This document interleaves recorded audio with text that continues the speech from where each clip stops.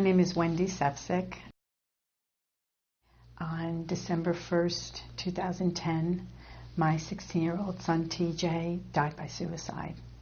He had been battling depression, but we had no idea that there was a risk of suicide because we were completely unaware of the issues of mental health and suicide risk. To say that our world shattered into a million pieces would really be a profound understatement. When you lose a child like this, there's so many emotions: shock, disbelief, completely numb, and even denial. You just cannot believe that something like this has happened. It was really beyond our worst nightmare. And when that death is due to something like suicide, there's this added layer of so much grief, so much pain, guilt. How could our child, who we loved beyond words, feel so much pain that he could make this decision to take his own life, and how could we have been so unaware? We just took it day by day. We were blessed to still have 2 other children. Gave us a reason to get up every morning and to push forward and to try to see what life was going to look like without TJ here with us every day. We were incredibly blessed by a tremendous amount of support from family, friends, and our community. Very often when it comes to suicide, you hear a lot about the stigma associated with suicide and also with mental health issues. We allowed people to help us and to be there for our family, to take care of my husband and I and our kids, and to just really be there and mourn our beautiful boy together. As time passed, what really helped me was to completely immerse myself into learning everything I could about depression and suicide risk in youth and teens, because we did not understand what had happened. I had spent my life worrying about everything happening to my kids, an accident, a sickness. The only thing I never, ever worried about happening to my kid was that he would die by his own hand. So I, along with my husband and my son Matthew, created a program called Remembering TJ, a story of teen depression, lessons, and hope.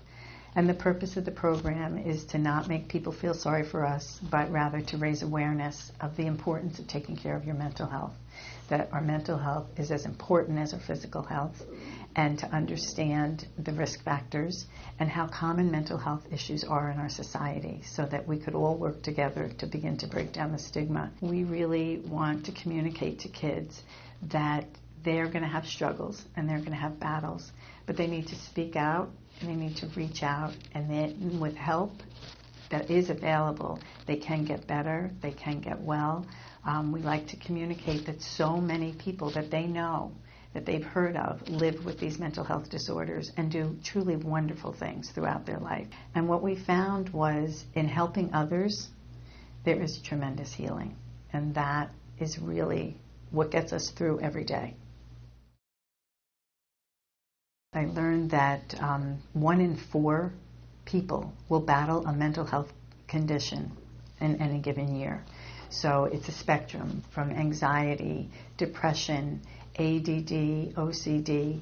Some people have tremendous bouts, others it's not as severe, but so many people that we encounter every day are suffering in silence. They don't know how to reach out for help. They're afraid to reach out for help because they're afraid of being stigmatized. Suicide is the 2nd leading cause of death for teens, something I had no idea. We learned a lot of scary facts like that we need to pass on this information, and people need to get smart about their mental health. The best advice I would give to anybody is to allow yourself to feel what you feel. There's no quick and easy solution or way to get through grief. In fact, there's a saying, time heals all wounds, and I can tell you that's absolutely not true. You never get over the loss of a child, or really anybody that you truly love. That loss stays with you forever.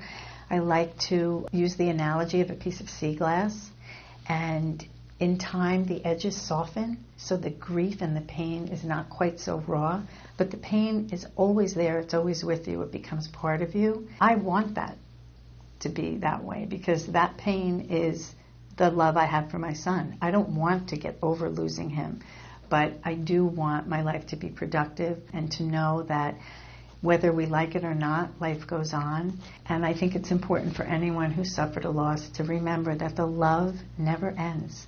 Nobody can take that away from you. That it's always with you, and you can always hold on to that.